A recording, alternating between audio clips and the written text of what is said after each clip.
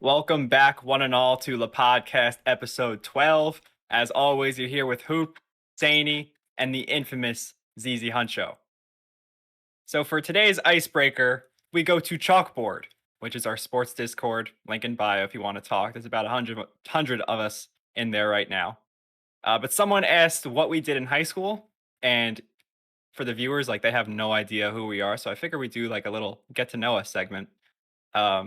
Sainey, let's start with you. What did you do in high school, whether it was sports or clubs? Honestly, I don't really know you guys either, because we're not from the same hometown. You're from Canada, I'm from New York, you're from Virginia. I don't know you guys. Like, what'd you do in high school? I was a good boy in high school. I was a very good boy, very well behaved.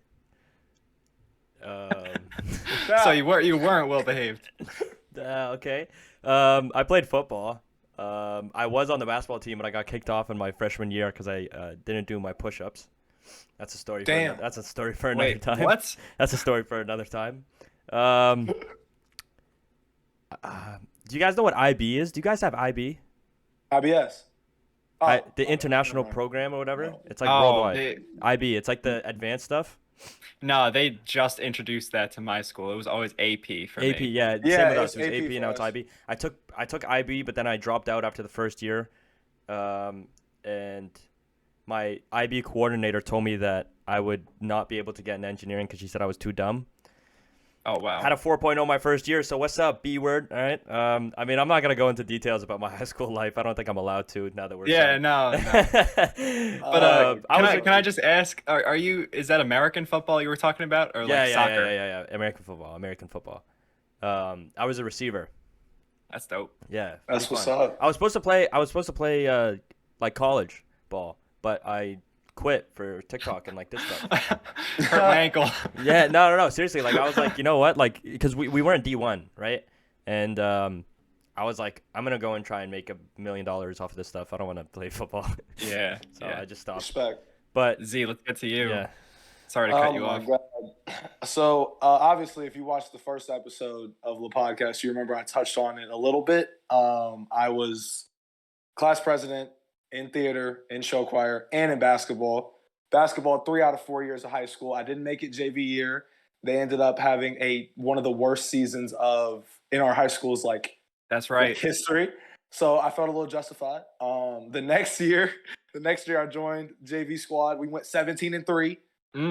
That squad was a fun squad. Like we all played as a team. Like it was a different feel because we had our coach. Our coach's name was Coach Carter. And shout out to you, Coach Carter, if you're watching. Old man, I love you, dog. Coach Carter was strict as hell. Like he was like, you will not be tardy to class under any circumstances. I had to run some suicides a few times. Played varsity 2 years, my last 2 years, junior and senior. I was 6-man. So it was fun. It was all cool. I did everything. I dabbled into every field because when you dabble into every field in high school, you just become more popular. It's crazy. I got homecoming king, prom king. I was on homecoming court as a junior. I was everywhere. ZZ Huncho obviously played a part in that because when I was in 10th grade, I started doing the freaking morning announcements to get my name out there even more.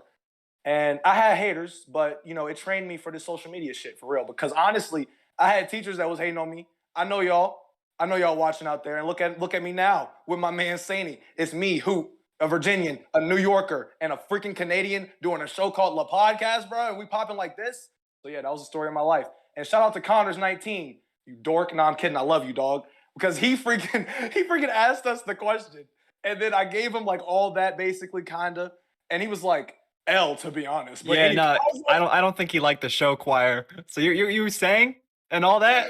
I did. I was on the children's choir. Like my grandma sings, my Yeah. mom sings. Singing and rapping and performing is kind of like in our family. So like I was doing every musical, every show choir competition, placing first. Like we had fun, Ooh. dude. We had fun in high school. My high school was fun. All right, well, I we don't know might about need a ZZ Huncho freestyle later. But, Y'all, it's gonna happen. Whenever we get live in studio, I'm calling this now. So for all the fans out there, keep pushing us. You know what I'm saying? Because when we get live in the studio, I'm giving them a freestyle session, bro. It's happening. Straight I up. would Y'all love gonna that. join in. Fun fact, I could beatbox. I'm not going to do it here Word. now, but like Word. that'd be a lot of fun. Do it here right now, please. No, not, Please, not please. the mic's not going to pick it up because my We mic's need a little spotty. We But need some hoop hop, bro. We need some, not some hip hop, some Hoop hoop hop, bro. Come on, up. bro. Yeah, my quick background. I mean, I was like all AP straight A. I'll be honest, it was like pretty. I felt like it was pretty easy in high school, only Mhm. because I felt like there wasn't a lot of. I don't know. There wasn't a lot of kids in my grade. It was only like 100, so I felt like they make the honors classes a little easier. Mm. I didn't feel like I worked all that hard, but I was, I was just naturally smart. I'm not trying to flex. I'm just saying, like it wasn't like I'm not. Nerd. But yeah, no, I was actually more of a baseball player. I played travel ball in fall, summer, and then played for school in spring. I only played basketball 2 years. Then I had shoulder problems. I But now also have it's all shoulder problems. fixed. Dude, my shoulders are My terrible, bro. rotator cuff to Terrible. this day gives me pain. I had surgery on a torn labrum 2 summers ago. Yeah. I can no longer pitch. I used to be a pitcher. Now I just hit. So like I'm trying to transition into Damn. some sort of adult basketball league because that would be dope. But yeah, it was more baseball. And that's all we got for the intro. So now we actually know each other now. I had no idea that Z was in show choir and then Sainey played American football. He was also a good kid in high school, apparently. I was I a wanted very to good play boy in football, high school. bro. In case my mother is watching, I was a very good boy. I wanted to play football in case my mother's watching. You didn't freaking let me. Thanks a lot, Mom. Damn, bro. I was trying to be out there with the other cool kids. Like football Friday nights are different, bro. Like I don't know about y'all school, but like it was always like we were getting painted up for 12 men. Like everybody was out there in the crowd, all the families, bro, all the drug addicts, like they was all there. It was wild, bro. Like that I wanted to be on the The field. local bro. Virginia crack addicts. Facts, We're bro. all Yeah, it's it's football all- Friday. But yeah, going into today's lineup to actually talk about basketball, we have the LeHeadlines, we have toothpick retirement, followed up by power struggle, then player Pickem, and LeQ&A. So starting off with the LeHeadlines, they're actually called LeHeadlines Junior today because after Bronny James had a poster dunk against the U18 All France basketball team, Skip Bayless went to Twitter and said, "Hey, Bronny, impressive, but your dad would have dunked it left-handed. You sure got away with it, though." So we understand that Skip is like a Hall of Fame hater. Mhm. But what I found interesting about this tweet is that he's actually praising LeBron James. Your dad would have dunked it with his left hand. I don't know if I've ever seen that before. So is the bigger headline, oh, he's transitioning into Bronny and Skip's going to be hating for another 30 years? Or do you think he's turning the corner on LeBron James? I'll say this. I will say this about Skip Bayless. If you grew up watching basketball, you know that Skip Bayless is the greatest LeBron hater of all time. And the number one Greatest thing, hater, period. greatest hater. But like, let's be honest. Like, Undisputed. when you think of LeBron, like LeBron has to mention Skip Bayless in his Hall of Fame speech. Has to, right? Mhm. And whenever I see Skip Bayless randomly hating, in my head, I'm just thinking, get off of LeBron James' nuts. And he clearly did the exact Get off opposite. La nuts. He did the exact opposite because he went to LeBron James, right? He took something that was a product of his nuts, and now he's officially hating on it on Twitter. It's ridiculous. The guy, that dunk, by the way, shout out to Bronny. That was insane. Like, it was He's got full court, bashed it on his head, opposite hand. I was like, bro, what? And Skip's He's like, got ups. oh, your dad would have done it. Skip hates LeBron so much that he would give LeBron praise to hate on his son. Think about that. Like let's actually just think about that for a second. He Facts. complimented LeBron to hate on his son. That is a different Yo. level. And I have to say this, respect to Skip Bayless. I've never seen a guy hold out hatred for this long. I've never seen a hater go this long. Like, it's ridiculous. See- I don't know how he can do it. I got a lot of love for Skip, and it's developed over the years. Because when I was a kid, I would sit there and I'd be like, I was actually like surprised at how much he hates LeBron, and the fact that not even a few months ago, Ernestine, her fine self, Skip's wife, came on the show and was like, "Bruh, I love LeBron." I'm like, "Yeah, I feel you, bro. Like, obviously, this is exactly what I was thinking. Skip's wife has got like, there's no way she can hate LeBron this much. Whatever." So now, rolling off of that, we get all the way to Bronny, and my man has a mean dunk with the inside hand. I'm thinking to myself, I thought to myself actually this. I was like, are they going to talk about this on Undisputed? They got to talk about this on Undisputed because Undisputed always has segments that are kind of like Lepodcast. You can make anything LeBron James does, they're going to talk about, just like Lepodcast. But You know they what I'm do saying? it like unironically. Yeah, it's like we do it for the meme. They just do it because they Yeah. actually care about LeBron that much. they do it because this is their product, and for us, this is like LeBron is more like the prophecy, and we're the three prodigies. And I'm gonna tell y'all a story later on about how we all met in a few later episodes, but you'll understand what I'm talking about. The point of the matter is that Skip Bayless is hating for no reason, and I am convinced that when Skip Bayless is on his deathbed, however many years away that is, I hope that LeBron is there and he's able to patch it up and be like, you know what, LeBron, thank you for all you've done for my career. And LeBron could be like, thank you for all you've done for my career. Because if I'm LeBron, all the times that Skip Bayless has been hating, LeBron's definitely like seen it and like use it as motivation and fuel to the fire. So, you know, it's actually just genuinely hilarious. But Skip is a national treasure, like no doubt. I don't know if you have anything else to add, Sainey, but I just think it's so hilarious how whenever we talk about Skip Bayless, you have to mention Ernestine every time. Every time. It's been like four. Someone get her contact info. We got to get her to feature on the pod. Please, Ernestine, please. I'm sorry. I'm not gonna lie to y'all. This is for the fans. Easy Hunter used to have a fat crush on Betty White until she obviously left this earth. But now, Ernestine, I seen her, bro. I was like, yo, come on, bro. Come on. Hell yeah. Betty White, Martha Stewart, they can all get it, bro. Stop playing. Stop playing. Please stop playing. Y'all better move on to the next one. Move on to the next one. Stop playing with me. Those are all my wives. That's all you. next segment. That's all you, Z. All right, cool. Moving forward into the next segment, we're talking about toothpick retirement ? And obviously, if you've been following us, you know who the toothpick is, the emotional toothpick, the Toothpick Chronicles, Kevin Durant. That's what we're talking about. And Kevin Durant, his situation with the Brooklyn Nets is, at this point, honestly, just an NBA soap opera. But you know what? It's the offseason. We need some herbs and some spice and everything nice. So we need it. We welcome it. But Kevin Durant, there was a rumor that was going around about Kevin Durant retiring potentially just to get away from the Brooklyn Nets, which lets us, the fans, know that Kevin Durant obviously does not want to be there. So I'm going to hand this over to you guys and see what you guys feel. But what are your thoughts on this? Did y'all think that Kevin Durant was actually going to retire? Be completely honest. Well, come on now. He recently tweeted saying that like people follow unnamed sources and he's not actually retiring, and you know the whole media thing is a joke, right? So I obviously I didn't think he was going to retire anyway. To be honest, when anything comes out about Kevin Durant at this point, I just assume that it's cap. As much as like, you know, obviously I'm an Oklahoma fan, I don't associate with Kevin Durant, right? I will give him the benefit of the doubt that like a lot of cap does come out about him. If he were to retire, that would just be like the cherry on top of the sad moves he's made in his career. But obviously he's not going to. Do I think he's going to be on the Nets? Absolutely not. There's a chance that he sits out until he gets traded. I think that's a possibility. But to retire completely, I don't think so. Well, Kevin Durant's, first off, he's not retiring, but I don't think he'd sit out. He loves basketball too much. I think that even if Joe Tsai stays firm in like keeping Steve Nash and whoever, like I don't see Kevin Durant sitting there in street clothes if he's not hurt. I don't see it. I do agree with that. I do agree with you in the way that like I don't see him pulling a Ben Simmons where he just doesn't want to play. But at this point, I feel like he is trying everything he can do to get his way out of Brooklyn. And Kevin Durant is not Ben Simmons. It's not like you can take your time, find a young guy, get rid of Durant, and like teams can like wait on it. Durant's a guy where it's like you trade for him, realistically you could be a contender depending on the team, right? Like he can turn a lot of teams from playoff teams to contenders. Like for example, if Boston pulls the trigger, I think Boston goes back to the finals.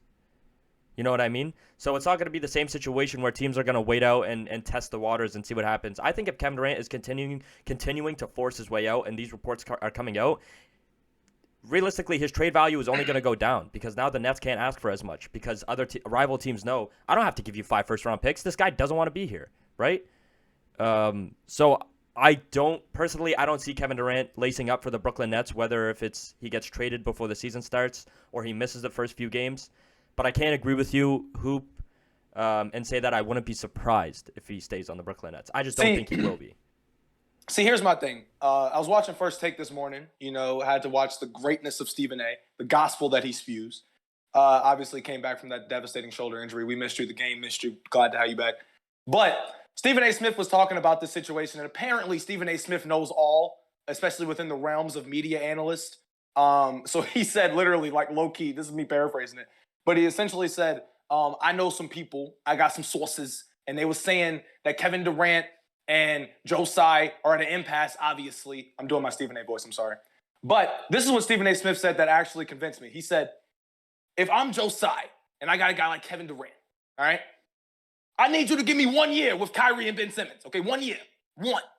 And then next summer, we could potentially negotiate you leaving. I just need 1 year. That's just all I need is 1 damn year. That's all I need, Kevin. So basically, long story short, what Stephen A. Smith is getting at makes a lot of sense. If you guys were the Brooklyn owners, right? If you were Joe Tsai or Sean Marks or his wife, if you were any of them, would you want? I'm sorry. I'm so sorry. I'm not sorry at all. I'm saying if you guys were Sean Marks or Joe Tsai, and you had Kevin Durant, would you do that? Would you tell him, okay, look, we can't reach an agreement right now. The negotiations are falling through the table. We can't do it.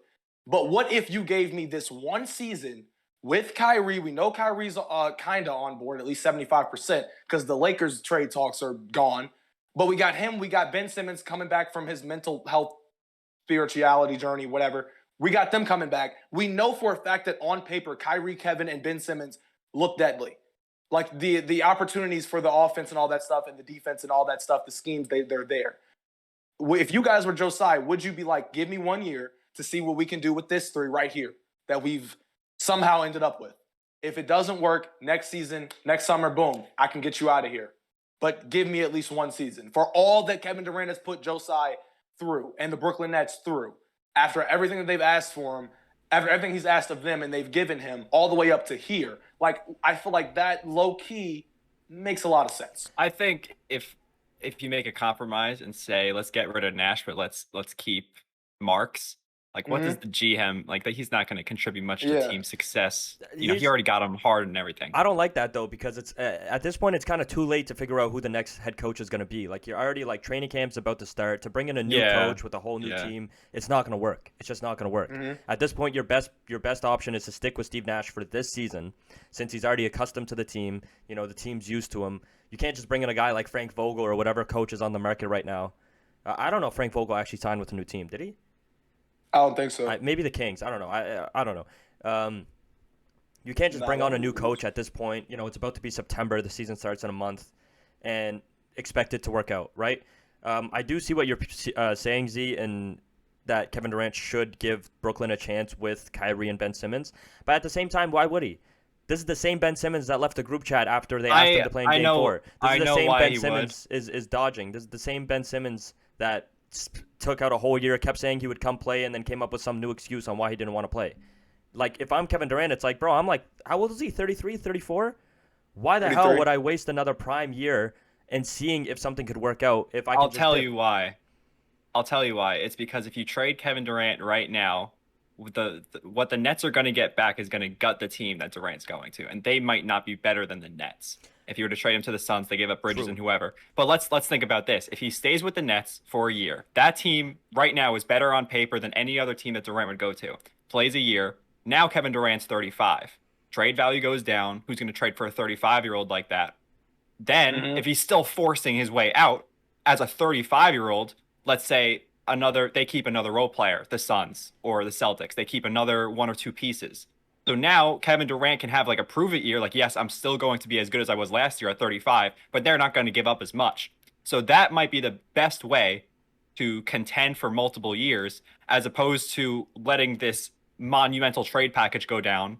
I think that's what he's trying to do with the forcing his way out. He's trying to, make his team good, his future team good. So if he sticks to that 1 more year, that might be the best way to get the better team moving forward. I think I can agree with you on some teams being gutted, but for example, like if the Celtics were to trade for him and they give up Jaylen Brown, a role player, and some draft picks, that Celtics team is better than what they were. But let's see what they are. Like, if they were to give up Jaylen Brown, and Marcus Smart. No, they wouldn't give up Smart. What? Why is that? Because the Celtics said I'm saying hypothetically, like if they can figure out a trade package around Jaylen Brown, they wouldn't give up Smart. And Kevin Durant said he's only going to go to the Celtics if Smart stays. So what does your trade package look like? I'm just saying it would probably be like Celtics, Jaylen Brown, Derek White, another piece, and then a couple of draft picks for Durant. But the playoff rotation is so small. It's only like 7 or 8 guys. And if you have Malcolm Brogdon, who's old and injury prone, Kevin Durant, who's old, Al Horford, who's very old, that playoff rotation is not as enticing And I'm But wondering if you what's could the stick Nets playoff rotation? Like it's the same deal. You have Kyrie, who's you don't know is gonna play the whole season. Seth Curry is a good player, sure. Ben Simmons, you don't even know if he's gonna lace up or if he's gonna I'm be saying, why anything. would you go to Boston if it's the same team and you stick it out with the Nets for a year, then you get on a better team with the Celtics? But the thing is, I don't see the Nets. If the Celtics, if let's say they hold out another year, then Okay. Grant Williams stays with the Celtics instead of going over to the Nets in that deal. Deal shrinks. So now they have Grant Williams on that rotation. That's just the way I'm thinking. I really don't know. Like, I'm not too crazy on like the business aspect of sports. That's Right. just me I don't looking at it. I do see what you're saying, but at the same time, I don't see Kevin Durant dropping off at all this year. So I feel like even though he's 35 years old next season, he still has 3 years left on his contract. And I feel like Durant can play on that level until he's like 37, 38. I don't see him dropping off significantly by the end of this contract. So and for example, if he ends up playing with the Nets, he's going to go off this year. He's going to have a great season, and his trade value isn't going to go down as much as you think. You might be able to shave off a draft pick on whatever trade package you would have gotten right now for Kevin Durant. And he's not going to want to stay because let's be honest, the Nets aren't winning a championship. That Nets core is not going to win a championship. Let's talk realistically. What team Nets would core? win a championship that he goes to? I think if he went to the Celtics, he would have a better chance to win a championship. I think if he went to the Suns, he would I have a better think chance at a they'd championship. have to give up like either Robert Williams or Marcus Smart. Like you'd have to. And Robert Williams, I think if you take him off the team, that's really trade Durant to a team like the Suns, give up Mikal Bridges, Cam Johnson, and a couple of draft picks. That's a good deal. They need more But than the Nets that. aren't. And DeAndre Ayton, who Nets already aren't wants to gonna leave. And take DeAndre that. Ayton, who already wants to leave. Sorry, and DeAndre Ayton, who already wants to leave anyway. Kevin Durant and Devin Booker is not a championship. Chris Paul. And old Chris Paul. But Chris Paul doesn't. Chris Paul ages like fine wine, bro. Chris Paul ages like fine wine. I don't know, man. Chris Paul ages like fine wine, and he's proven that he does that. I feel like Devin Booker and KD would be a dangerous duo With no defense. With no defense, yeah, I get it, but I feel like for Phoenix, like if Phoenix gets that and still doesn't do what they need to do in order to put those pieces around them, because we obviously have seen with Brooklyn, you can't just throw two scores together with no defense and a coach with no experience. ISO gang part 2. Exactly. And then on top of that, to up the freaking score, they added James Harden and said, okay, not 2, but 3. Let's try 3 offensive players. It still didn't work. So I'm saying, like, we know that method doesn't work. So it would essentially be up to Phoenix in this hypothetical situation to put those pieces around them. If they don't, that's on them. And obviously I'm in agreement with you that probably wouldn't work, but it would be, I think that it could be enough to maybe make a run, make a little bit of noise, and maybe pull a shocker out of nowhere. You guys are forgetting there's also a chance that Kyrie isn't on the Nets when the season starts. There's a big chance that the Lakers stocks are still heavily active. Nobody's talking about Kyrie because of all this KD stuff. But Kyrie secretly, there's a good chance that Kyrie isn't on the Nets by the time the next season starts. This is gonna be some interesting. You know what I mean? Stuff. And I get what you mean, Hooper. It's like on paper they look good. But at the same time, at this point, I cannot trust Ben Simmons for the life of me. I cannot trust Kyrie Irving for the life of me. I understand. Like if I'm Kevin Durant, I'm not looking at it from an on paper type situation. I'm looking at it realistically speaking, this team isn't going to work out. You already have horrible problems with the coach now that you've publicly stated you want him fired. That is very true. You already have horrible relationship with the GM now that you publicly stated you wanted him fired. So you can't be a GM like LeBron James is in the background trying to pick and choose who you want on the team. They're not going to take your opinion for any value now, right? At this point, it's just like, why would I want to be here? I don't feel comfortable here. And I feel like the team chemistry is going to be terrible. You have your star player who's supposed to be your leader, who's supposed to be the backbone of the team, who's supposed to be like, guys, let's go win a chip, out here saying, I don't want to play with these guys. These guys suck. Steve Nash sucks. Sean Mark sucks. Screw you. It's like, bro, what? You know what I mean? Kevin Durant needs to go to a team where he's not the leader. He can't be the leader. That's just it. And right now, he is the leader of the Brooklyn Nets. And Kevin Durant as a leader will never work out. And he's shown that it would never work out in his career. He was never the leader at one point in his career. He wasn't the leader on the Warriors. Being the leader on the Nets has become horrible for him. I would hate to be in the locker room and my best player is out here trashing on me, trashing on my coach, trashing on my GM. I don't know. I don't see him working out with the Nets at this point. I think he's already dug himself too deep of a hole to get himself out of. I feel you. But I mean, I guess that's, unless you guys have anything else to say, we can move on. No, I think in terms of getting the roster better for him to compete, that's the reason I was saying he should consider. But after, ruining the relationships with pretty much everyone. Yeah, I don't see it happening. That's what I'm saying. I think you'd probably take a slightly worse roster than waste another prime year. That's what I mean. And like hypothetically, you are right. Like if we were speaking like just on paper, we're playing my GM on 2K. 100%. You're right. But we got to look at the backgrounds of everything, right? And we're forgetting stuff that's happened. We're just looking at what's happening right now. Like think about the last 2 years of the Brooklyn Nets. Too much has happened for it to be patched up. But I feel you. let's move on. Speaking of guys not playing games, Brandon Jennings, former NBA player. If you don't know who Brandon Jennings is, go look him up right now. Absolute bucket. Loved watching him play. He started tweeting out some stuff, his opinion on the NBA and more specifically NBA players. I'm going to read out his tweets word for word. He has a couple of them. And I'm going to get your guys' opinion on it. I'm going to tell you guys from right now, I 100% agree with him. But I think it still deserves to be talked about. Quote for quote, if I'm a fan of the game of basketball, why would I go pay to watch players that can decide whenever they want to play? For whoever made this a players' league was the stupidest thing ever for the game of basketball. It's only a couple of guys in the NBA that love the game. Outside the NBA, kids make so much money now you think they care. Being one of 450 players in the NBA is a privilege to appreciate and respect. The league is life-changing, and immediately, it's about competing at the highest level, and you gotta have pride in that and honor it. That's what I'm saying. NBA gotta change its rules. Control who you work for. Tell every NBA owner that, they gon' laugh. When you are owner of a company, you don't tell what the F to do. I pay you to do your job and win. I got paid for what I earned. It is what it is. I'm not a slave, buddy. Yeah.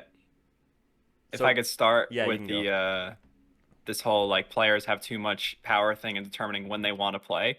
I agree.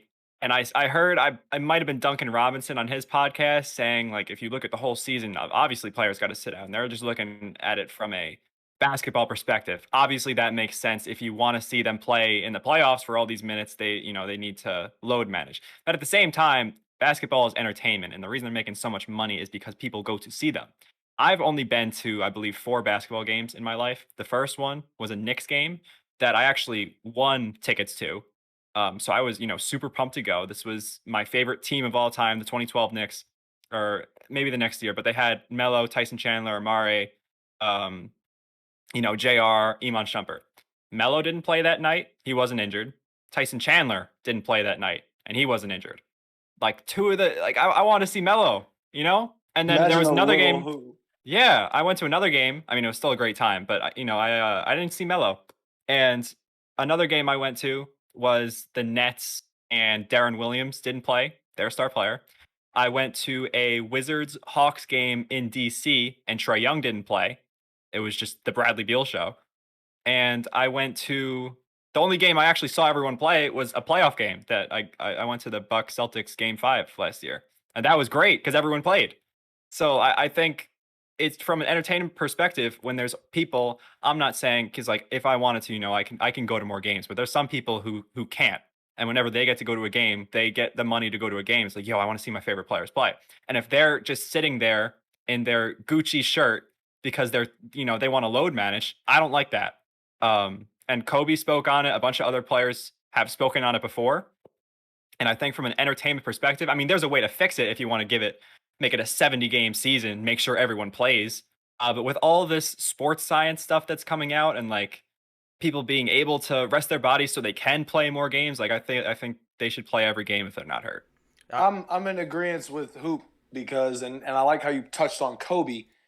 MJ played 82 games. He had 13 seasons in his career, right? He played 82 games 9 times. So for me, that's always stuck out in a different branch of the term longevity. Because for someone to be able to play 82 games 9 times out of 13 years is insane. And I think it was in the Last Dance documentary where MJ said the reason that he would go out there and play so hard is because he knew there was somebody that this was probably their first and last time seeing him play.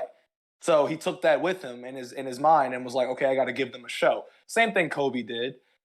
Same thing LeBron does, even though the face of load management over the course of the last 6 years has probably been Kawhi Leonard, I would say. And I noticed that after doing some research on it, Greg Popovich kind of initiated and started all of that with Tim and Manu and Tony. And at one point, he didn't play them because he had a freaking feud with David Stern in the league, and he didn't play them in a marquee matchup against the Big Three Heat. He just sat him out and was like, no, I'm not going to play him. moments like that is where it's just like, come on, man. Like this is something that's a little bit bigger than basketball for a lot of people because the league is so popular and so, entertainment value is through the roof. They're signing TV deals worth like billions of dollars. Like, what are you signing the TV deals for? What are you broadcasting this for? For us to see guys who aren't the best players on their team, top 2 players on their team? Like, I've never understood that. And I was watching First Take, like I told you this morning. Stephen A. Smith had a great point when he said there's a difference between player empowerment and player entitlement. There's a fat-ass difference. For me, I'm all for player empowerment. I've been all for it. Back during the bubble when they had the strikes and they were walking out and not playing games, due to the circumstances of this country at the time, I was like, I understand that, and I respect it. Chris Paul and these are the guys that we're looking up to, our favorite players. Chris Paul, Giannis, LeBron, all of them, and they're like, this is a collective group effort. However, when it comes to entitlement, you look at Kevin Durant. And you essentially walking into the Brooklyn Nets and saying, I want this, this, this, this, and this, and they give it to you, and it doesn't work out, and you get mad and say, well, to hell with it, I'm done with everything. And if you can't let me leave, then take out this person that I specifically asked you to bring in. Weird. Sometimes player entitlement. I wouldn't use Kevin Durant as an example for that. I'm not gonna lie, because it's not. Why wouldn't you? It's not like as much as I do agree with like, yeah, Kevin Durant is the one who asked to bring them on and stuff. In hindsight, it looked like a good idea, and they just didn't work out. And obviously, he understands that he's in the end of his prime, and it's like, we got to change some stuff up. And they didn't change anything up. Like, you brought in Kyrie Irving, and then a pandemic hit, and Kyrie didn't want to get the vaccine. You brought in Ben Simmons, or you bring in James Harden. James Harden doesn't work out, so you trade him for Ben Simmons, and now Ben Simmons doesn't want to play, and he's leaving group chats because you guys are asking him to play. Like, there's a difference with – I can't agree with most of what you're saying, but I don't think it's fair to use Kevin Durant as an entitlement case, because this is really the only time in Kevin Durant's career where he's like had problems with the front office and he's like demanding stuff. Because I'll say this, even in Oklahoma, when things weren't working out, he didn't do anything until free agency hit, and I respect him for that. He stuck out with his contract. But with the Brooklyn Nets, it's a different situation because you have guys not playing out their full contract. You have a GM making weird moves. You have a coach that doesn't know what he's doing. And yes, Kevin Durant was the one who asked for all that, but in hindsight, he didn't realize how bad they would be. Well, I can't really give him the benefit for that when I understand you not understanding how things are going to play out. When he brought in Steve Nash, I literally was like, that's kind of stupid. He's never coached before, not even his own kids. So that's a dumb business move. Right, but Brooklyn's going to do it. Durant, he was a coach on the Warriors for Durant. Like, he was a player development coach. He was a player development coach. And everybody literally when the news dropped, I made a TikTok about it. Stephen A. Smith, to his credit, had stayed with that stance of him not being a good coach. They could have had guys like Mark Jackson. They could have had guys like Chauncey Billups at the time. Like, they could have had so many other options for that team. In my head, I'm looking at it like, yeah, I get it. It's safe to say because in hindsight, he couldn't see it. But at the same time, when I look at the definition of the term entitlement and self-entitlement when it comes to NBA players, and the fact that Kevin Durant literally said, it's me or them, that to me is complete BS at this stage. I don't think that's an entitlement thing to say, though. I think that's a type deal. But you don't see that stuff in other sports. Exactly. Like, you don't see somebody going up to the exclusively front office NBA and saying it's either me or actually that's not true. GM. You see it a lot in soccer. You see it a lot Fair. in soccer. Well, I'll be honest. I'm not a big soccer guy. I'm like, I just started getting into soccer. Obviously, it's the biggest sport in the world. You see it a lot in soccer. You just don't see it in sports like the NFL or the MLB, just because there's like a roster of like 10 times what an NBA roster would look like. There's a lot more guys, so there's a lot more there's a lot less favorites. You know what I mean? Like, you can't just have one star player in these sports and then be set. You know what I mean? It's not the NBA where you can just have a LeBron James do whatever you want, a Kevin Durant do whatever you want. To Kevin Durant's credit, he's one of those players. He's a guy that if you put him on the court, he's going to go get you buckets. And I agree with you, Z. He was the one who was like, hey, bring me these guys. I want Kyrie Irving. Trade James Harden if James Harden doesn't want to be here, whatever, right? They gave up Jared Allen, Chris Caris LeVert, all those guys. In my opinion, I don't think they should have. But in hindsight, it looked like it was a good idea. Injuries happened, whatever. Kyrie Irving doesn't want to play in. He doesn't want to get a vaccine. Okay. Ben Simmons gets traded, doesn't want to play. Okay. Steve Nash is running lineups with 3 guys. This is true, by the way. He had, during the playoffs, there were points where the Nets had a lineup of 3 guys that were 6'3" or under. Patty Mills, Goran Dragic, and Seth Curry. This is a true fact. This is a true fact. Now imagine you're trying to make a run at a title and your coach is doing that. Mm-hmm. There's a difference here. Steve Nash has no idea what he's doing for the Brooklyn Nets. It's not a Frank Vogel with the Lakers type situation where the whole team is just crumbling. Frank Vogel's trying to find pieces. Steve Nash has these pieces, and he's throwing the wrong ones out. He's throwing the wrong ones out. He's trying to piece this puzzle together, and he's putting pieces where they shouldn't be. Doesn't make sense. And Kevin Durant gave him 2 seasons healthy. Durant's been there for 3 years. He gave him 2 seasons healthy to see what Steve Nash can do, and he wasn't able to do anything. He wasn't able to do anything. I feel you. And that's why I agree with most of your point, but I don't think with Durant it's more of an entitlement thing. I think it's more of a I'm fed up with this. I'm fed up with you guys. You guys don't know what you're doing. I am old. I can see that. I cannot stick around here for as long as you want me to. I can't be here for 4 seasons because I have the chance right now to solidify myself as a top 15 player all time, and you guys aren't allowing me to do that. That's my view on it. Continue your point. Everything else you were saying was right. I just wanted to bring up the Durant thing. I feel you. The last point I'm going to make isn't even a point. It's a question, and this is the time that I'm going to bring it in. Do y'all know how tall Sean Marks is? Wait, what? I'll say 6'7". He definitely played some ball. Sainey? I've never seen a picture of Sean Marks in my life. Sean Marks is 6'10", the same height as Kevin Durant, apparently, according to Google. But my thing is like, bruh, we talked about it a couple shows before. This whole KD and Brooklyn situation is really stressful. All right? 1v1 for his freedom. 1v1, yes, sir. Yes, sir. Get him on the court. Do it. 1v1 book the practice facility. Just go 1-on-1 to 11, bro. If KD wins, you free that man, bro. Please. No, but to go back on the main point and Brandon Jennings stuff, I know I haven't given my 2 cents on it. I mean, obviously, I agree with you both completely, and I agree with Brandon Jennings completely. Like Hoop said, I was going to bring this up. Just shorten the season. Just shorten the season at this point. Like, fans are out here trying to watch games. If shortening the season means you're going to have to up ticket prices a little because there's less games, but we're guaranteed, unless injuries happen, to see every player play, then I'm 100% down with that. I feel like there should be a clause on a contract, every contract, where it's like, unless you are physically unable to play or a family member has passed where you're mentally, or something really bad has happened mentally to you that you have to sit out a game or 2, right? You are playing. You are playing. And I hate how people are like, well, the owners can't control them, blah, blah, blah. They have to have some sort of empowerment. Bro, you're making millions of dollars a year in an economy where people are going homeless. Literally. From their regular 9-to-5 jobs. Like the economy is, we are spiraling downhill right now. And you're out here making millions of dollars to play a sport at night. Like, you still have a lot of free time. All you need to do is keep your body in shape, train. That's literally the dream life for so many people. You have the privilege to be one of the 450 people that get to do that, and you're telling me you want to load manage? That, to me, is ridiculous. You have not proven anything yet. Guys like Michael Jordan, who were undisputably the GOAT, played 82 games for 9 seasons. If Michael Jordan felt like he still had something to prove, you still have something to prove. You do not sit on the bench if you're able to play. And I will mention what Z said, how you said how Kawhi is like the face of load management. I love how you brought up the Spurs, because although Kawhi is the face, it's the Spurs that started that. Yeah. Greg Popovich was the one who introduced that. And I remember I was talking to my brother about this because I was young when that stuff was happening, but he's 10 years older than me, right? So he was understanding what was going on. Greg Popovich was the one who introduced this whole idea of load management. And to me, that was one of the worst things introduced to the NBA. One of the worst things introduced. Yeah, and the crazy part is that for people that are trying to like kind of justify the load management take, like I used to try and justify it, but then I was like, bro, Michael Jordan was playing, the last time he played 82 games was when he was 39, that season with the Wizards. And the last season he played with Chicago, he played 82 games, and he was 34.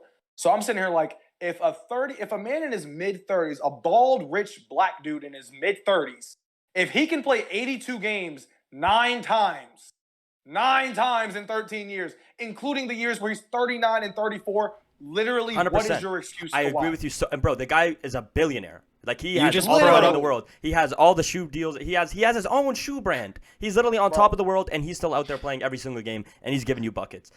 Bro. Kawhi Leonard, what have you done for you to be able to sit out all those games? And I understand you were injured that last season, but for example, on the Spurs, cut that out. Ben Simmons, cut it out. Ben Simmons, cut it out. Like, you know what I mean? Like, stop it. Go play some games. I can't believe you just brought up that he was bald in your justification. Yeah, I thought you would have said, I can't believe you brought up that he's black. He's both. Bald, black, and All right, billionaire. well, we should Big probably baller move brand. on. We should probably move on. I don't want to turn this podcast into a huge rant. All right, Yeah, next up. there's been a lot of Kevin Durant, but next up we have the player Pickem. We did one with John Stockton recently. I think it was last episode, actually, 2 episodes ago, where we were saying who we'd rather have in a playground game, John Stockton or another player. So for today's player Pickem, we asked the question, Who is a better scorer in their prime, Dirk Nowitzki or this other player? Dirk Nowitzki or Kevin Durant?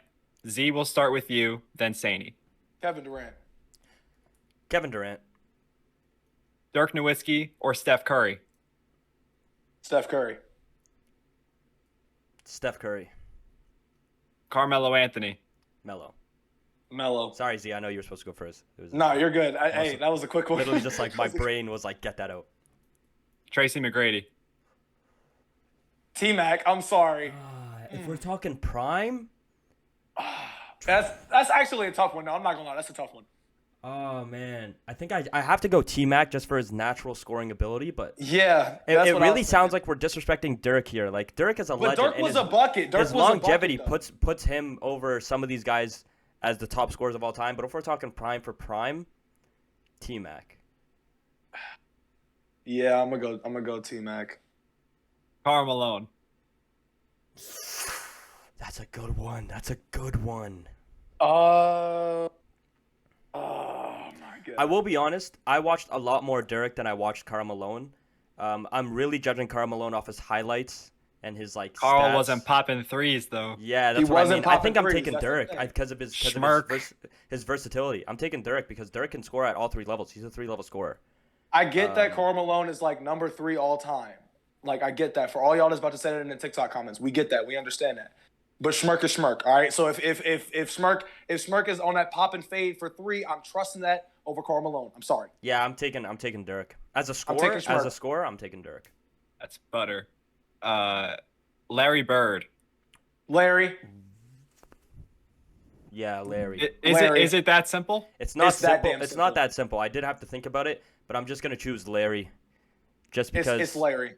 Yeah, I'm gonna have to go Larry. It's Larry. I don't Larry like saying Larry Bird though, because again, like Larry Bird's a guy that I watched all of his highlights. I never watched his low points in his career, right? And I've seen Dirk's low points. I've Well, seen we're Dirk's high we're points. just looking at his. We're just looking at his scoring Yeah. ability, and his like. If I'm just I'd have to say Larry. Yeah, I'm I've heard taking the I've heard hick some from wild French Lick. stories about Larry Bird, so I'm gonna say Yeah. Larry.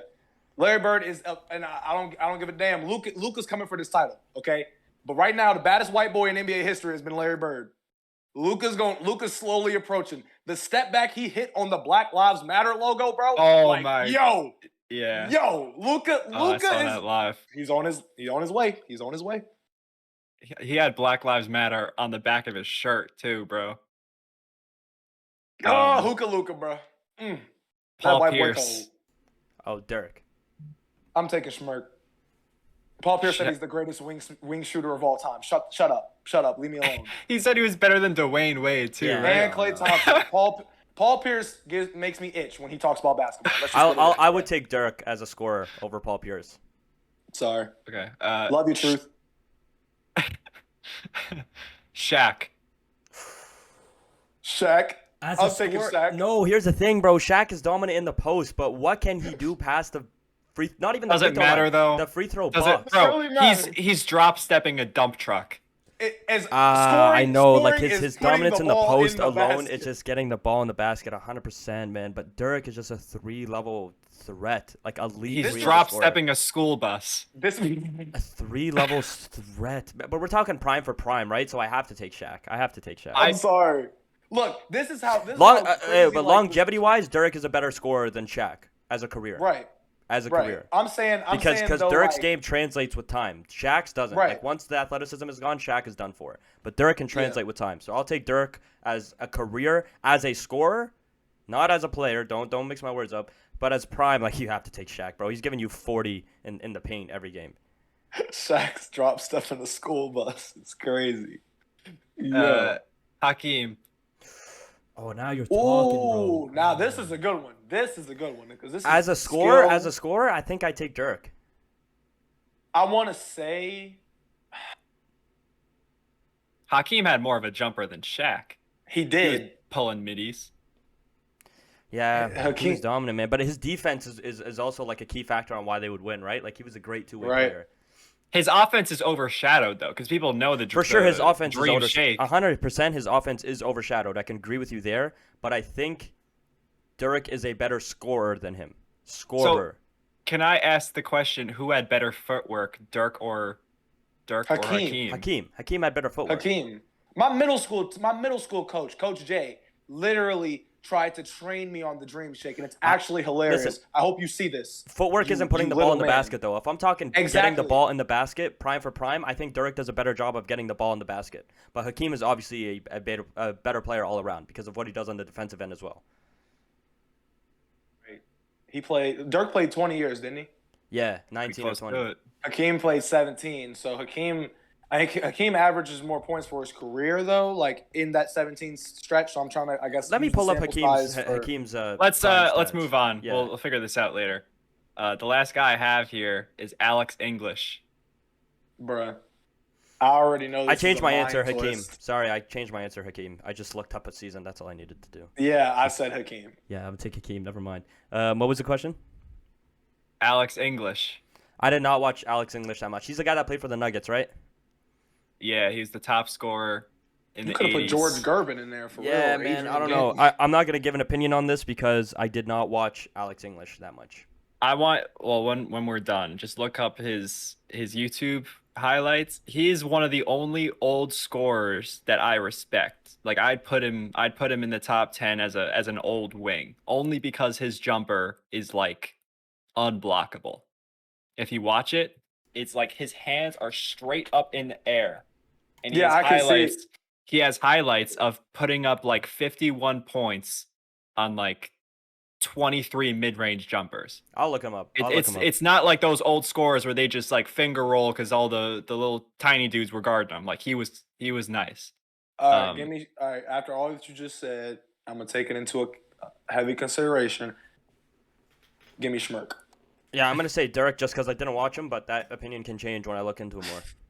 Of course. Well, before we get into LeQ&A, I guess we got into a really good conversation when it comes to like footwork and all that stuff. So aside from you got MJ and Kobe and Hakeem, like who are other guys like with good footwork that come to mind? I mean, Melo in the high post on a jab step. Yeah. LeBron James. Melo, LeBron, even KD, Kyrie Irving. Yes. Definitely. What are we calling like? Because footwork would have to be the ball at a standstill, right? Yeah. No, but still, like look at all the times Kyrie is breaking out of a like ball in his hand. He's an underrated post scorer. You know who else is underrated footwork? You know who else has underrated footwork? Not as the same elite level as these guys. Lance Stevenson. Lance Stevenson is a student of the game. Make him dance, Lance. He has great footwork. Yeah. Who else has great footwork? Tim Duncan. Yes. Underrated. Yes. Well, we can move back to this. LaMarcus Aldridge, but we'll move. For sure. Definitely LA. Yeah. We're going to talk more about our top scorers of all time. Next episode, we're going to break down our top 10 list in the rankings. We just need more time to set that up.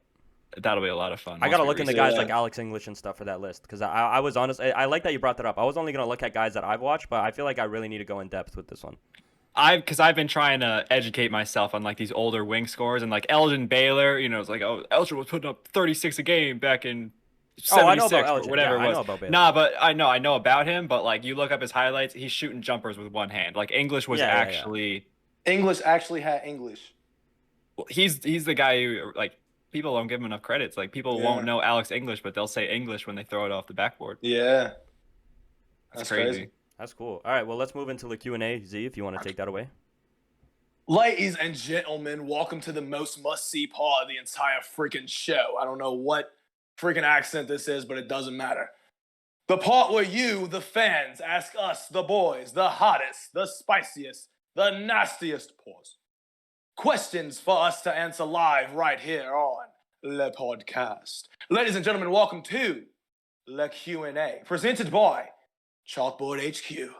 Now, ladies and gentlemen, we did this last episode. It was fun. It was great. We picked 5 questions from the Q&A group discussion on our chalkboard. Like Hoop said, it's popping. It's live. We got like 100 people in there chilling and vibing and asking questions every single day. So I picked 5, and amongst the 5 are the first one, Connor's 19. Welcome back to another episode, my man. If you want to be like Connor's and the next guy, drop some freaking questions. Connor's question, nonetheless, is what NBA player do you think will be the best at hockey? Let me just say before we start, that intro sounded like a mix of an Australian accent And Mhm. British. and the guy and the guy who does the Ford F-150 What? commercials. What?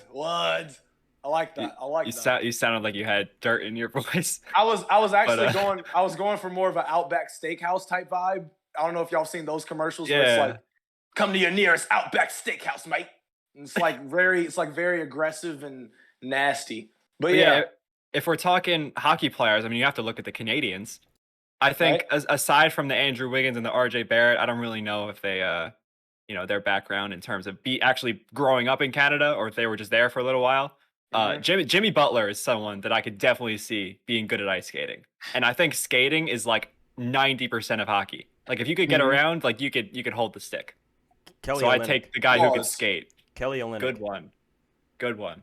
Kelly Olynyk would be sick at hockey. Did we just skip Hey, past bud. the pause? Hey, bud. What did I just say? You said. You said I Never feel like mind. Move No, on. no, I'll no, watch no, the no, playback. I don't even want to hear it. Anyway, that's the clip right there. Anyway, next question is from Purple Swaggers. How tall is the infamous ZZ Huncho? This is a simple answer. It's a straight shot. I am 6'5". It actually scares me the pace that I've grown. I was 6 feet in 8th grade. It's kind of crazy. But He just asked himself a question. I did. I did just ask myself a question. Yo, that's so wild. Appreciate it, Purple Swaggers. Anyway, next question is from Yasoy 177013. And the question is, and this is actually a good one, would you rather run max speed into a Steven Adams screen or have Joel Embiid run max speed at you? Very good question. Well, if I you're would taking much physics rather- into account, if you're taking we're- physics into account, then you would much rather run into Steven Adams. You would much rather run into a standstill object than have a 300-pound giant run into you. The momentum alone would just destroy your body. I mean, like, I feel like with Steven Adams, you'd just be shook. You'd be like, you know what I mean? Your body would just get, like, slammed. But with Joel Embiid, he will, like, actually break a bone. Like, you genuinely could get your bones destroyed. There's also a slight chance that Joel collapses to the floor before he reaches you. Right. I think we have to Yo. Falls on you. take that into account. Like, you guys got to remember, we're not NBA players. We're not built like NBA players. Well, I also know that Steven Adams would definitely help me up and at least escort me to the hospital if I ran into him. Joel So, Embiid would tweet about me. That's about it. He'd make You some know what? troll me. You know what? You guys are right. I was leaning more towards Joel for some reason. Why? I don't know. I just thought like to myself, and I said I was leaning towards, so get off my nuts. But I'm saying like I genuinely think that Joel Embiid running at you full speed is more traumatizing than anything else. Because like when Joel Embiid's happy, he just makes weird noises. And I don't know if I can imagine myself watching him. Like, you know how he does it? Like when he hit the shot against Toronto and he went over to Drake and he was like, "Arr!" And then he was like, I'm coming for the sweep. I was like, bro, like, why do you need to yell? Like, are you a raptor? Are you literally like whatever? So I just feel like if he's running at me full speed, and then I'm obviously gonna like knock out from that shit, and then I'm gonna wake up and my nightmares are gonna be filled with him trying to get me. I don't want that. I don't need that in my life. You're making But- Joel Embiid sound like an animal. You're damn right. He's an animal that's a troll as well, and we love him for his basketball abilities. However, Steven Adams, like you said, if I'm running full speed and I get cracked like Patrick Beverly did, at least he's going to help me up, maybe take me to the ER. Steven Adams is a very intelligent guy, too, so I feel like he probably would know what to do if I was knocked out, like to wake me back. Like, you know, I'm taking Steven Adams. Can you give me a blanket and the whole deal? Yeah. Here you go, mate. You're like, thanks, champ. Where do you think? Oh, this is the next question from Teenage White Guy, which is cool. Where do you think the Raptors would place? And this is specifically for Hoop, which is probably why it's the Teenage White Guy. Where do you think the Raptors would place if they traded Scotty to get Kawhi back right now? If they traded Scotty to get Kawhi, the lineup would look like a playoff lineup with Van Vliet. They'd have Kawhi. They'd have Siakam. They would have Boucher. They don't have Gary Trent, do they? Yeah, they Or do. do they? They do. They do. I think when it comes to seeding, they would only be like a 5 or 6 seed because Kawhi is not going to play all the time. And then you have a pretty big gap at that small forward position. But when it comes to a playoff run, they could definitely make a push. Mm-hmm. because they've done it before. There's no Lowry, but Siakam as an off-ball player is cold. Right. Great, versatile defender. I think they'd obviously have more success than they're having now. But the regular season seeding might cost them if they have to play a team like the Bucks. Like if they're a low seed and they got to play the Bucks early or someone like that. But there's obviously an opportunity for an upset when you have Nick Nurse and that kind of defense with Kawhi Leonard as a first option. Like it's never a no. They got Otto Porter too.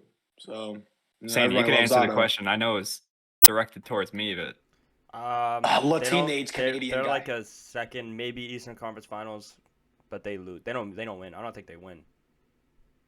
who would you take over him? The Bucks. I agree with that. I take it. Okay, cool. All right, we're great. And I'm in agreement with you. Yeah, like Kawhi, we all know the story. Kawhi had a one-night stand with Toronto, left, won him a championship, and now he's chilling. But Toronto's honestly like they've always been a team to me that's like just for some reason contenders. When I look at the East, Nick I'm like, Nick Nurse is so good. he's a fantastic coach. Oh my God, Drake must have like splurged on him a little bit or some, because he can just make anything great. Like last season, Scotty's in his rookie year, going to the playoffs, battling it out with Joel Embiid and James Harden. It's crazy. Anyway, the final question is from Blake. That's just what it says. Hopefully, great. Shout out to Hoop's little jersey shirt. Do you think Markelle Fultz can be an all-star at some point in his career? That's the question. No. I think there's too many guards that he would have to surpass. He can definitely become not only a good rotational piece, but someone who could be a lower level starting point guard. Mm-hmm. I think his peak. I think his peak would be a Malcolm Brogdon type player. Word. That's his peak. That's like what he can peak at. Is a guy I who was can just be like watching- Malcolm Brogdon, a very inconsistent guy. That's due to nothing injuries. to throw shade at. Like No, he would be that's a tough. great player. That's like Malcolm Brogdon Yeah. is a sick guy to have on your team if you're looking for a budget point guard who will put up good numbers. But at the same time, inconsistency with injuries. I'm taking everything into account. By the way, I'm not just taking his what the stats show, right? Because Malcolm Brogdon, let's be honest, wasn't he putting up like 20 and 10 with the Pacers? Like he was good, right? But he just wasn't there for them. There's no team that Markelle Fultz would be like a very good second option for. And that, like, most second options aren't all-stars. Like, you usually have to be a first option. Right. So I Great think example all-stars is out CJ of the McCollum. equation. CJ McCollum was an amazing second option. He's never been an all-star. Yep. Right. He could be a solid starter though. Like he could still contribute to a contender as like a Mario Chalmers type guy, I guess. But Wait, what? like where you have like your star players and you're just like the point guard. Were you just? Oh, you were saying Markelle Fultz. I thought you were comparing C.J. McCollum to Mario Chalmers. No, I'm saying he could still be a solid starter on a contender like a Mario Chalmers, like a point guard that's Markelle Fultz. Yeah. Okay. Why would I sure. compare Mario Chalmers? I thought you just said that. No, I said Markelle Fultz can be a solid starter on a contender. Yeah, for example, Mario I got Chalmers. you. I got you. Okay. Damn, Hoop, let the man speak. Why would I ever say that, bro? Obviously, Mario Chalmers is way better than CJ McCollum. Hoop, come on. You know I know ball. Like, bro. You know, all I'm gonna say on this topic is that I just finished watching the A Lot music video, 21 and J. Cole again. And I noticed that when J. Cole like mentioned Markelle Fultz, y'all know the line where he mentions Markelle Fultz and Dennis Smith Jr. Like everybody that J. Cole mentioned in that song failed him because Markelle Fultz, like literally, I was watching this. He mentioned Tekashi 6ix9ine, he mentioned Markelle Fultz, and he mentioned Dennis Smith Jr. So I was sitting there watching it with my boy. Mind you, we're a little chilling, having fun, but we're watching it and we're sitting here trying to dissect the music video. I'm like, bruh, Markelle Fultz didn't live up to the expectations of his lyrics. Dennis Smith Jr. didn't. He said something about, I pray for Tekashi as he sits in a prison cot. He ended up becoming the world's biggest snitch, and everybody hated him. And then Markelle Fultz never really he had that one like week or two where he had media coverage. And then Dennis Smith Jr., no one knows what the hell he's doing. So like it sucks. All right. He's just jumping up and down at this point. If I got called out by J. Cole and I didn't live up to the plate, if I didn't step up to the plate and deliver, bro, you got to deliver. Is Dennis Smith Jr. in the G League? I thought I saw him in the Blazers last. Yeah, man. I hope he's doing well. He was a sick player. I don't know how his career fell off like that. Dude, it's because of Luka. Yeah. Luka ruined his career. And low key. no one talks about that. People want to talk about Melo ruining Linsanity. Like that's usually the big bro. Luka destroyed him, bro. He didn't want him on his team. He threw him to the Knicks, and then we all know the Knicks are a dumpster fire, and that was the last of Dennis Smith Jr. That's so all sad. because of Luka. That's so sad. But I Luka mean, has a body. I guess we're done with under his name. LeQ&A. I think we're done the episode, right? Wait a minute. I know last episode we missed out on Sainey's secret segment. Now that's on me. My apologies. I forgot. But the ship is back. The ship is back. Dork. Okay. And I have a great question for you guys. And I really need you to think about this because either way, you're ending up on House of Highlights embarrassed. Would you rather have your ankles broken, and I'm talking James Harden on Wesley Johnson type ankles broken, Jesus. and a player do that to you and hit the game winner buzzer beater, so 3 seconds left, absolutely snatches your ankles, step back, hits a 3, game? Or would you rather a player, same situation, game winner, posterize you where his nuts are in your face and the ball gets in the net in the last millisecond to win the game, and you just get like top 5 poster of all time? So I'm off What of would you myself rather? either way. Gotcha. Exactly. No, either way, you're getting embarrassed. But which is more appealing to you? Getting your ankles like I'm talking Wesley Johnson trying to like do the nay, try to get back up, or like LeBron James, you can literally see like Bronny James Jr. in that millisecond because his nuts are just in your face during that poster. I would rather have the nuts not in my face. Right. I Sorry. So would you rather get a poster? Like you would rather get your ankles broken than postered for the win? You Yes, can take my only ankles because home with you. people like on the video they'll see a better close up of the defender that's being dunked on as opposed to the guy who's getting his ankles broken. True, I can. And In then my again, opinion. also, like I said, you can. I'm in agreement with Hoop. You can take my ankles home and feed them to your family. Like I don't care. Yeah, But no. if I'm jumping and throughout your graphic detail end up with a dude's nuts in my chin, I'm gonna be like, bro, like nah, because then it's different. Then the comment section's different. Like if you get crossed, it's like, okay, at least he tried to guard this man. But if you get Facts. nuts in your face, it's like, bro, why did you? That's just even embarrassing. jump? Yeah, true. There's a lot of things that can factor into getting your ankles broken, like And- just mistiming on placement of the feet or whatever. So I'll take the ankle breaker as well. And how about like people don't talk about Wesley Johnson as much as they do Brandon Knight getting baptized. True. Yeah. True. So- Because Brandon Knight flipped and kept trying to get there. It was weird. Brandon Knight might be the most disrespected player who's done nothing wrong. He's actually we a talk decent about, player. Like he's good. No, we talk about Karl Malone and Myers Leonard and whoever, but Brandon Knight did nothing wrong. He just got bullied, and he's just. Poor guy. Hold on. Let's add on to the secret segment. Would you rather be yourself or Brandon Knight? Brandon Knight. Would rather be. I'll take the money.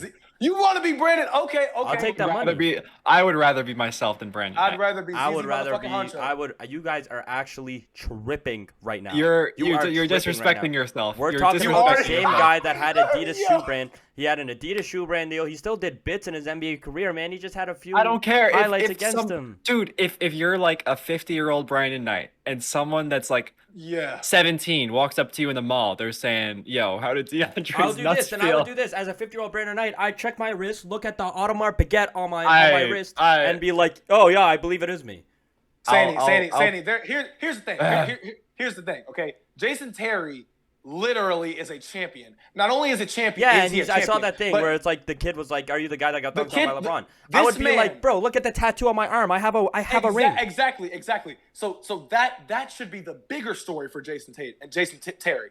However, in the next 10 years, when kids are looking back on Jason Terry, they're gonna be like, "Oh, damn, that's the dude that LeBron dunked on, right?" Yeah. Not the dude. Like that's the second story they're gonna tell. Is that he's got you the guys cool have to tattoo. understand. These are kids. They grow up and they get over it. Like if I saw I don't Brandon give a Knight, damn. if Bro, I saw there's Brandon Knight always right now, kids. I wouldn't Kid, look no at him and be ammunition. like, "Haha, you got dunked on by DeAndre Jordan." But a lot of people would. Yes. A lot of people would. If As an adult, if you're like realistically speaking, if you're like friends with Brandon Knight and you're trolling him, that's one thing. If you're an Right. adult man and you're going up to a random guy on the streets and trolling and being like, "Haha, you suck," and you have no respect But for people yourself. do that. Yeah, Boston. then Boston, Philly did it to Ben Simmons. That's sad. Literally That's at sad. a New mall. Yorkers do I'm it. sorry. Dude, You have all- that's sad to do. Sainey. Welcome to He's a America. multi-millionaire. He had a great Sainey. career. I would rather be Brandon Knight. I Sainey. love being myself. I'm saying, hypothetically speaking, like what Brandon Knight has done, there is nothing wrong with it. Hold on. Well, we are going to speak this into existence. We're going to make that money ourselves. Of course, I think 100%. you gotta- No, I'd Oh. rather be no. Oh. I'd rather be myself over everybody, obviously, because I love Yeah. myself. I'm saying hypothetically, I'm just making the point that like it's not a bad thing to be Brandon Knight. Okay. Brandon Knight is multiple people's victims. So I don't think that I could walk around town knowing that a kid can come up to me and say either how did DeAndre Jordan's nuts feel? How did it feel to miss that layup in front of the entire freaking world in front of your coach wide the hell open? How did it feel to be alone on an island with Kyrie Irving and get your soul taken along with your ankles? Like they got too much ammunition. Wait, hold on. How did that Gatorade jug feel? Yes, bro. Like he just adds to it. Like, bro. Yeah, no, but you know what? Respect to Brandon Knight because no matter what happens, he Respect to always B. steps Knight, up. He bro. always steps up and does what he can Facts. for He his team. always dusts And himself. he's always off full and effort. try again. He's always full effort, so I'll respect that. But And we bro gotta played in Detroit for his prime. Facts, bro. actually, yeah, he was good You on the wanna say Suns, wasn't he? Milwaukee? He was good on the Suns and Milwaukee. He was decent on Milwaukee. Are we really getting into Brandon Knight? Nah, we'll do stats that. right We'll do now? that. Expect a Brandon Knight segment next episode, but we're running low on Just time. here. plug the chalkboard so they can Of course. talk to us about If you it. guys want to talk Let's to us talk about about- Brandon Knight, make sure to go to the link in our bios on either the Lepodcast or any of our personal socials. If you're on YouTube, link in bio to all of our socials. You can find the chalkboard there. Come debate with us. We would love to talk to you about Brandon Knight. We It's have 100 free. active members, which is awesome. The I'm not gonna call it a Discord, even though it's basically Discord. It's a sick app. The chalkboard is active now. I love it. Every time I go on, there's always new messages. Yeah. People are talking. Come join it. Come have fun And with us. have your question featured. Yeah, in the facts. Get podcast. on this show. And get on the show. Get on the show. And by the way, we're going to sneak teaser right now. We're going to start streaming and gaming soon. And if you want to start gaming with us live, we're only taking people from the chalkboard. That's all I'm going to say. On God. That's all I'm On gonna say. God. Those But, are our real friends. We got to If wrap y'all up want to here. get dropped off in 2K, No hit me cap. up. No cap. When 2K23 comes out, everybody gets a smoke. We might even do a 2K23 giveaway depending on how things go. Only in the chalkboard. Exactly. But, great way to wrap things up. This was a great episode. Thank you guys for tuning in. This was episode 12, right? Yes. It was. All right. Go Well, say. we'll see you guys in episode 13. Peace.